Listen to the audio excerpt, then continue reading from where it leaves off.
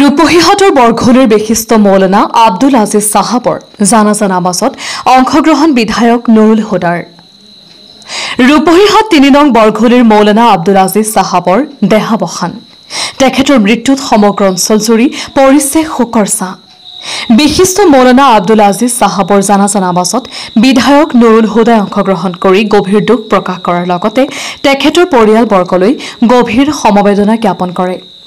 আজি দিনৰ ১:৩০ কাছফুল উলুম বৰঘূলি ইছলামী মাদ্ৰাছাৰ সন্মুখত শ শ ৰাইজৰ উপস্থিতিত বিশিষ্ট মৌলানা আব্দুল আজিজ সাহাবৰ আত্মাৰ চিৰশান্তি কামনা কৰি জানাজা নামাজ সম্পন্ন কৰা হয়।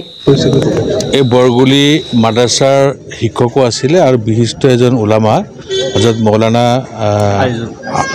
আব্দুল আজিজ সাহাব তেখেত আজি ইন্তেকাল হৈছে। গতিকে তেখেতৰ মৃত্যুত আমি শোক প্ৰকাশ কৰিছোঁ, আমি মৰ্মাহত হৈছোঁ। তেওঁ এজন সমাজপ্ৰিয় ব্যক্তি আছিলে। আজি তেওঁ আমাৰ মাজৰ পৰা বিদায় হৈছে। গতিকে আমি এইটোৱেই আল্লাহৰ ওচৰত কামনা কৰিছোঁ যে পৰম কৰ্ম আল্লাহ তাআলাই তেখেতক জান্নাতুল ফেৰদৌছ দাখিল কৰে। আজি আব্দুল আজিজ মৌলানা আজি মৃত্যু হৈছে, কি ক'ব? হয়, এই আজি আমাৰ ১ নম্বৰ বৰঘূলিৰ মৌলানা আব্দুল আজিজ সাহাব ইন্তেকাল হৈছে। ৩ নম্বৰ বৰঘূলিৰ মৌলানা আব্দুল আজিজ সাহাব ইন্তেকাল হৈছে। ইয়াত আমি আমাৰ এই মাদ্ৰাছা কাছফুল বৰঘূলি ইছলামীয়া মাদ্ৰাছাত তেওঁ ছাত্ৰ আছিলে আৰু কিছুদিন কেইবাবছৰমান এই মাদ্ৰাছাত শিক্ষকতাও কৰিছিলে।